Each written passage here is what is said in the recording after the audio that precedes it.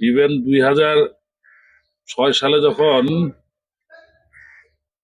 বাংলাদেশ জাতীয়তাবাদী দলের সরকার যখন বিদায় নেয়, তার তখনও সিনেমা হলের সংখ্যা প্রায় 800-র উপরে ছিল।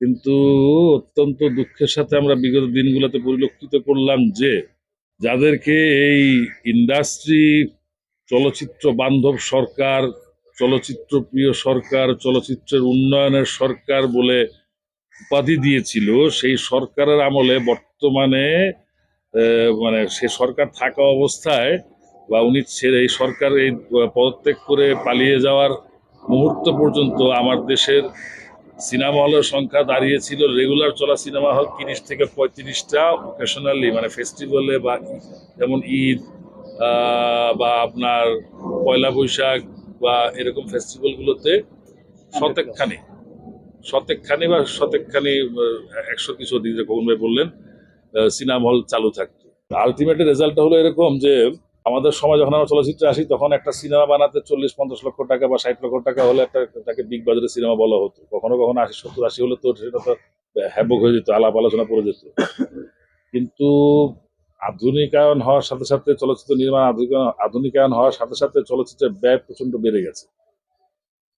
এখন একটা ভালো সিনেমা করতে হলে 2 কোটি টাকা নিচে চিন্তা করা যায় না। এটা বেশ কিছুদিন যাবে, ধরেন এটা 14-15 থেকে চালু হয়ে গেছে।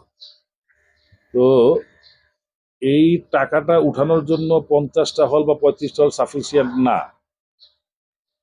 কারণ ধরেন একটা সময় যখন 800 বা 1000 হল ছিল তখন কিন্তু এমনও সিনেমা হল ছিল যে একটা ছবি 3 লাখ টাকাও নিত। 1 লাখ টাকা দামের হল ছিল প্রচুর, কিন্তু এখন 1 লাখ টাকা দামের হল 7টাও নাই মনে হয়। বাকি যেগুলো আছে ছবি চালায় পয়সা দেবে।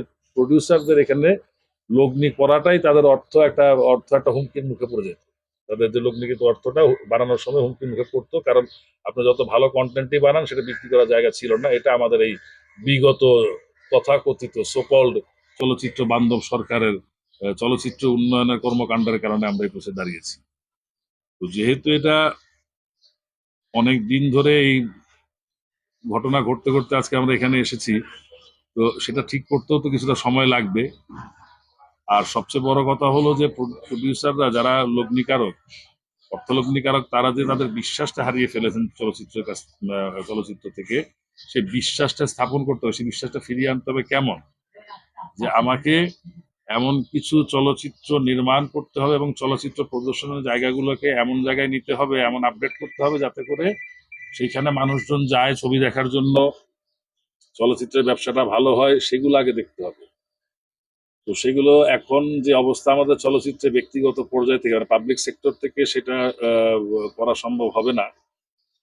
সেটা সরকারকে উদ্যোগ নিতে হবে। বিভিন্ন ইন্টারভিউতে বলেছি যে এখন সরকারি ভাবে উদ্যোগ না নিলে এই সেক্টরের উন্নতি ঘটানো কঠিন। এই কারণে কঠিন, কারণ 1-2 জন প্রযোজক মিলে এই সেক্টরের উন্নতি ঘটানো যাবে না। সরকারকে যেটা করতে হবে সেটা হচ্ছে অন্তত পক্ষে আমাদের 64টা জেলায় 128টা সিনেমা হল, মানে 2টা করে সিনেমা হলও যদি করা হয় তাহলে 128টা সিনেমা হল হবে। বাকি আমাদের হয়তো 50-60টা যেটা আছে সেগুলোকে একটু আধুনিক করতে হবে। প্লাস পাশাপাশি আমাদের যে কটা সিনেপ্লেক্স আছে সেগুলো তো ঠিকই আছে। তো এরকম 200-র মতো যদি হল আমরা রেগুলার পেয়ে যাই, যেখানে যেখানে মানুষ যাবে, ছবি দেখবে এবং চলচ্চিত্রের দর্শকরা আবার আগের মতো সিনেমা হলে আসা শুরু করবে, যাতে করে আমার যে লগ্নিকৃত টাকাটা আমরা ফেরত পাই। পাশাপাশি এখন আপনারা খেয়াল করবেন মডার্ন যে বিজনেস সিস্টেম ফিল্মের, এখানে শুধু মানে সিনেমা হলে প্রদর্শনের উপর নির্ভর করে চলচ্চিত্র নির্মাণ হচ্ছে না। এখানে অনেক কর্পোরেট হাউসের স্পন্সর আছে, ডিজিটাল রাইটস আছে, টেলিভিশন রাইটস আছে। এইগুলাকেও আমাদের বিশেষভাবে রপ্ত করে এগুলার দিকে মনোনিবেশ করতে হবে, যাতে করে আমি শুধু সিনেমা হল নির্ভর হয়ে একটি চলচ্চিত্র না বানাই, আমার যে অন্যান্য রাইটস থেকে যাতে আমি কিছু অর্থ লাভ করতে পারি।